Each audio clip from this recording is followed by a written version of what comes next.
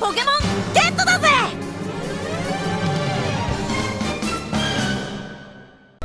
Howdy parts, Milk Pones here, welcome back to Pokemon LeafGreen version. Last time we got ourselves the third legendary bird Pokemon, Moltres, and got ourselves back to Cinnabar Islands, and in this episode, now that we have 7 badges and have finished up the majority of our side quests, we're going on the road to Viridian City.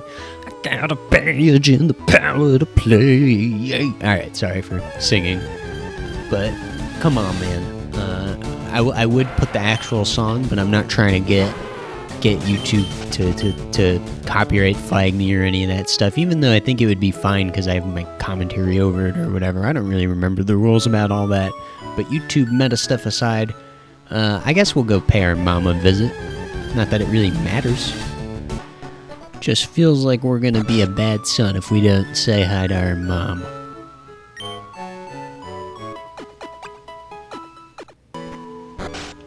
Now that we've rested and played our Nintendo just a little bit, we're gonna go back to Viridian City. And we feel so much more powerful now than these little dweeby level 2s and 3s. And obviously you can go down south from Pallet Town to get to Cinnabar Island rather than going through the Seafoam Islands. But I chose to just do it kind of the way the developers intended you to go. It feels like this, more like, you're going in that circle around the whole map. And his gym leader is returned, and I do not believe there's anything on the sign. Yeah, usually it has a little info for us about the gym leader, but not this time. And that's the thing I like about this game, is you can kind of make your own little adventure. You don't have to do it the way the developers intended you to do. I've went from south from Pallet Town to get to Cinnabar many times. Anyways, this guy's saying that the gym leader uses ground types, and even he doesn't really know who the identity is, so let's go fight all these dudes.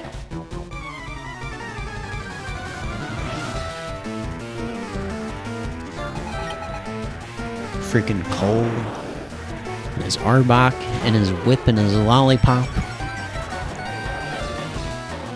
Yeah, well, your intimidation means nothing because I'm using special attacks, so take that.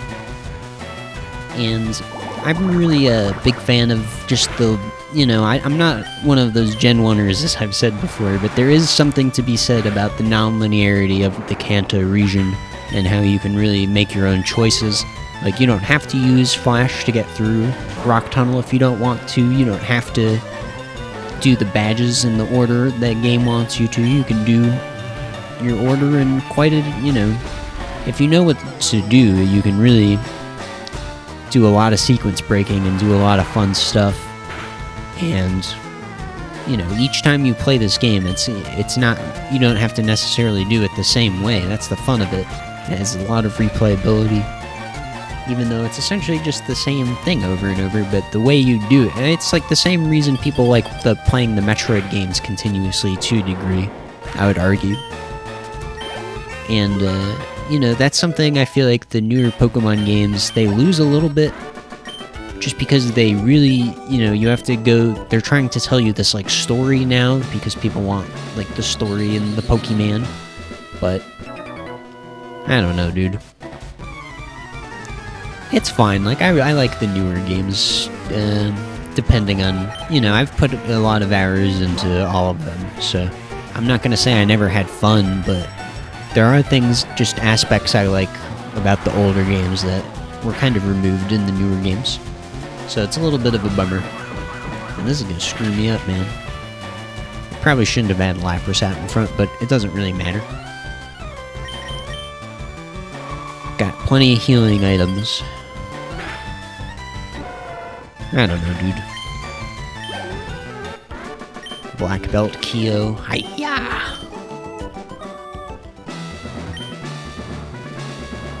Yeah, why would... What? That guy's really trying to say he's better at karate than a Machoke? Are you kidding me? We'll fight this guy. Viridian Gym was closed for a long time, but now our leader is back. Cool. And yeah, this is like this makes sense, like having the 8th gym leader back in Viridian City, right where the Pokemon League is. I don't know, it feels like a nice design. And something, I guess, something I do like about the newer games, I'm not sure if I talked about this in an earlier episode, my memory fails me on that, so my apologies if this is repetitive commentary. But in the newer games, essentially each gym leader has like a team that's kind of like their gym leader team, and then they have like a real team that they train with. And that was kind of a thing in the, when you could rematch the gym leaders in Emerald, and it was also kind of a thing in Heart Gold, Soul Silver when you could rematch gym leaders at the fighting dojo.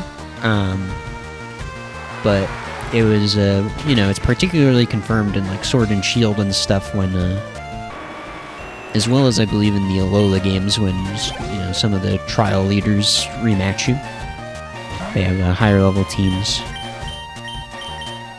So, and like I've said before, if you guys have watched Pokemon Origins, that's another aspect of that where Brock asks Red, you know, how many badges he has, and he chooses his team according to basically because he has no badges. So here, Lapras is trying to learn Safeguard, which is actually a fantastic move. I'm probably not gonna get it, but I highly recommend it, just in general, because it protects you from status elements. So you think I should get it, but Lapras isn't that fat. I'd rather have Confuse Ray, to be honest with you, so I can get paralyzed with Body Slam and then Confusion off, so that the enemy only has a 1/4 chance of attacking. And yeah, you were beaten, and man, I totally lost my train of thought. What I was talking about earlier. Whatever. And I don't know why, like, this gym was laid out kind of weird. I think I did it the wrong way, but whatever. I'm the Karate King, your fate rests with me. Alright, so initially I was actually planning on cutting this fight, but I decided against it because I forgot that this episode's actually only going to have not a lot of content, because just the way I want to split up the series of the videos for the pacing of the story of the game and all that type of stuff. And, you know, I just decided to do some post-commentary over this fight instead, but as you can see, it's pretty boring where I'm just spamming Fly because I don't have a Psychic-type move. And this guy, I guess you could skip him, but it's a little bit janky to do it, so might as well just show this fight regardless. So sorry for my inconsistent commentary in the future where I talk about cutting this fight, because I'm not cutting it, because here we are right now in the post-commentary world. And if anybody, by very rare chance, happens to have been following this series this far in this video, my apologies for having kind of that 2-week hiatus. I kind of went through a little bit of some depressive episode. I don't want to get too like personal and bummed out, but it's just you know, mental illness is annoying to deal with, and I'm sure some people can relate to that. So I try not to let it affect my productivity too much, but it just kind of did for those little bits.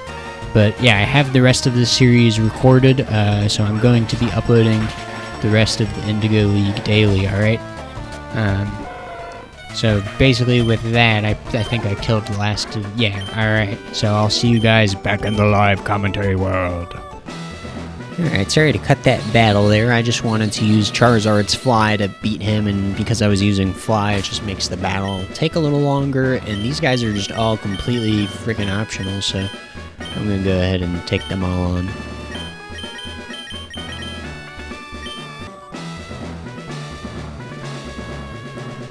Alright, so now that we've defeated basically everybody, I think this guy might be the only required trainer in the whole place, as well as that other karate guy.